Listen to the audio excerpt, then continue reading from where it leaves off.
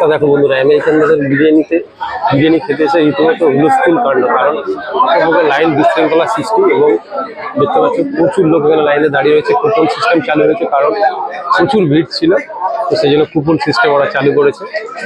আর দেখছি লোক বসে খাচ্ছে, লোক বসে খাচ্ছে আনলিমিটেড রাইস, 80 টাকা মাত্র চিকেন বিরিয়ানি।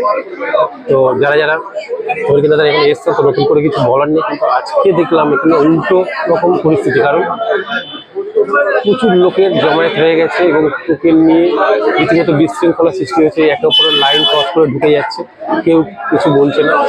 আমি তো দেখে হতবাক, কারণ এখানে সব ঠিক আছে, কিন্তু কিছু কিছু পাবলিক এসে লাইন না দিয়ে রীতিমতো ভিতরে ঢুকে বসে পড়ছে, যার কারণে যারা আগের এসছে সেই সব মানুষজন বিশৃঙ্খলা সৃষ্টি হতে হচ্ছে এবং রীতিমতো ঝগড়ার মুখোমুখি পরিস্থিতি হয়ে গেছিল একটু আগে।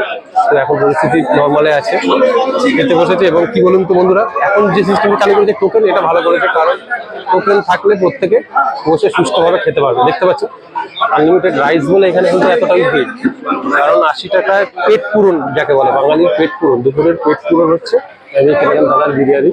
এটা নতুন করে কিছু বলার নেই তোমাদেরকে। আমেরিকান দাদার বিরিয়ানিতে যারা আসছে তারা তো জানোই।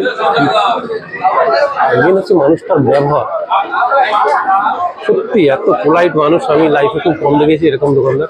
যে পরিস্থিতি, যত ব্যস্ততার মধ্যে লোক যাচ্ছে তার সঙ্গে কথা বলছে, তার সঙ্গে সবকিছু শেয়ার করছে এবং নিজের জীবন তুলে ধরছে। এই জন্য মানুষটা এত ফেমাস হয়েছে। তো দেখাচ্ছি, দেখতে পাচ্ছ রীতিমতো পর লোক কাদারে কাদারে এখানে বসে রয়েছে, লাইন দিয়ে রীতিমতো বাইক গাড়ি জ্যাম ফ্যাম পুরো রাস্তায়। আমেরিকান দাদার দোকানের সামনে দেখাবো, অবস্থাটা দেখুন গাইস, অবস্থাটা দেখো গাইস, পুরো ব্লক, কোনো কথা হবে না।